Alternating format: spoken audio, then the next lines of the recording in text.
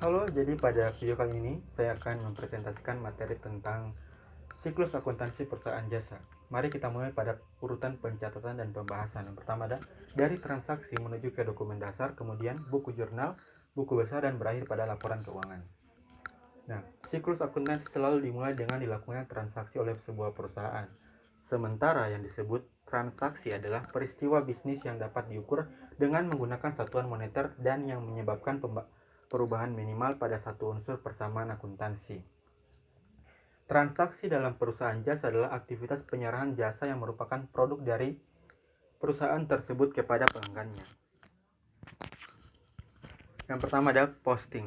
Salah satu aktivitas dalam siklus akuntansi yang cukup menyita waktu dan tenaga adalah memposting, yaitu adalah proses memindahkan catatan dari akun-akun di buku jurnal ke akun-akun yang sama di buku besar.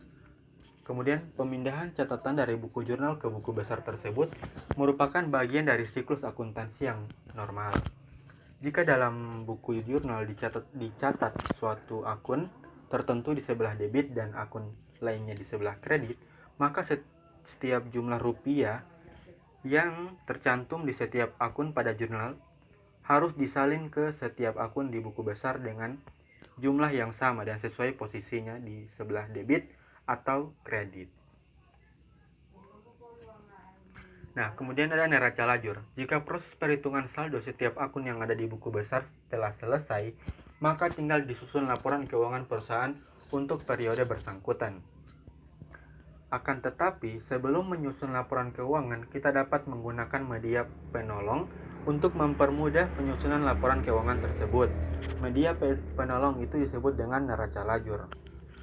Neraca lajur adalah selembar kertas berkolom yang dapat digunakan dalam melakukan pekerjaan akuntansi secara manual untuk membantu menggabungkan pekerjaan pada akhir periode akuntansi. Laporan keuangan lajur dapat terdiri dari 10 kolom ditambah dengan 1 untuk keterangan atau 112 kolom ditambah dengan 1 untuk keterangan. Kemudian ada yang dinamakan ayat jurnal penyesuaian. Ayat jurnal penyesuaian atau bisa disingkat AJP adalah aktivitas untuk mengoreksi akun atau perkiraan sehingga laporan yang dibuat berdasarkan akun tersebut dapat menunjukkan pendapatan, aset, dan kewajiban yang lebih sesuai. Nah, beban sewa gedung disesuaikan untuk mencetak manfaat. Kemudian ada laporan keuangan. Penyusunan laporan keuangan tersebut dimulai dengan pembuatan laporan laba rugi, kemudian disusul dengan laporan perubahan ekuitas, baru kemudian dibuat laporan posisi keuangan. Laporan laba rugi adalah laporan yang menunjukkan kemampuan perusahaan dalam menghasilkan laba selama suatu periode akuntansi atau 1 tahun berikut atau 1 tahun.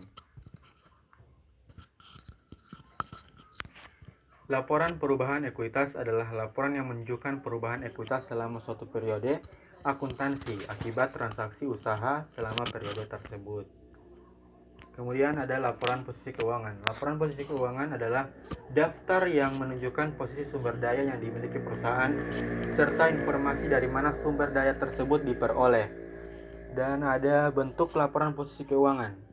Bentuk susunan laporan posisi keuangan seperti terlihat sebelumnya dengan bentuk T, di mana di sisi kiri disusun deretan aset atau harta perusahaan dan di sisi kanan disusun deretan kewajiban yang dibagi ke dalam 2 kelompok besar, yaitu utang dan modal.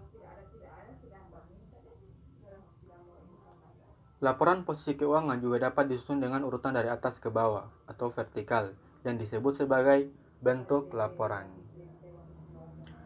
Laporan posisi keuangan ini berbentuk laporan menyusun aset dan kewajiban dalam urutan dari atas ke bawah.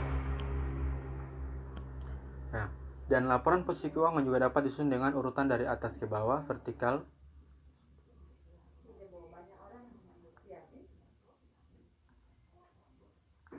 Nah, dan laporan posisi keuangan juga dapat disusun dengan urutan dari atas ke bawah, vertikal yang disebut sebagai bentuk laporan komparatif.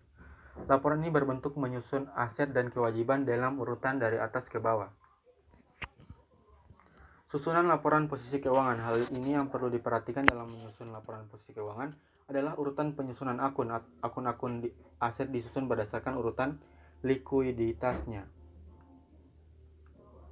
Nah, ayat jurnal penutup. Ayat jurnal penutup adalah aktivitas memindahkan akun-akun nominal, semua akun laba rugi ke akun real, semua akun laporan keuangan. Langkah-langkah yang diperlukan dalam pembuatan ayat jurnal penutup adalah sebagai berikut.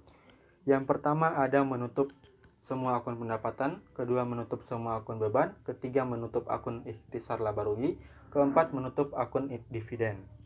Ya, sekian presentasi dari saya. Apabila ada kesalahan mohon maafkan. Wabillahi taufiq wal hidayah. Wassalamualaikum warahmatullahi wabarakatuh.